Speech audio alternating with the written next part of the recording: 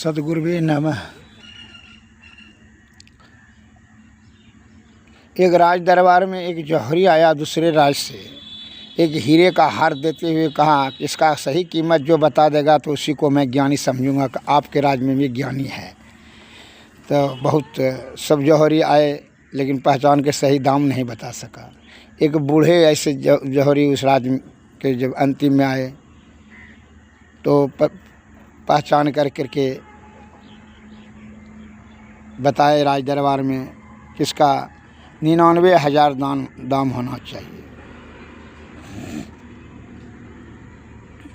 तो कहा कि सब और कर्मचारी और राजा समय किसका 99,000 क्यों नहीं, 1 लाख क्यों नहीं होना चाहिए, 98,000 क्यों नहीं होना चाहिए।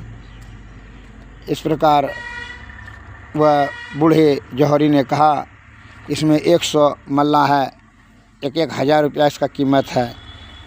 और तो कहा कि 100 मल्ला है तो 1 लाख होगा, तो 99,000 आप काहे बोले, इसीलिए कि एक मल्ला इसमें निष्क्रिय है, वह मृत है, वो जीवित नहीं है। 99 तो ही जीवित है, इसलिए 99,000 इसका दाम होना चाहिए उचित। तो वह जो जौहरी था कहाँ सही बोलते हैं बड़ा राजा साहब खुश हुए कि हमारे राज में भी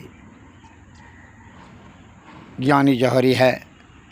तो मंत्री साहब आए, इतने में मंत्री साहब आए तो मंत्री साहब से कहा मंत्री साहब देखिए ये हमारे विद्वान जौहरी है, हमारे राज्य में कोई नहीं बता सका लेकिन इसका उचित कीमत यही बता दिया, इसको क्या इनाम देना चाहिए। बल्कि इसको 99 जूता मारिए। बल्कि राजा साहब इसको 99 जूता मारना चाहिए, यही इसको इनाम चाहिए। कहा राजा साहब ने कहा और कर्मचारी इस प्रकार आप मंत्री साहब कहे बोलते हैं, ये तो कोई नहीं बता सका, ये उचित कीमत बता दिया। और क्योंकि इतना बड़ा बुद्धिमान गंभीर ज्ञान रखने वाले को यह पत्थर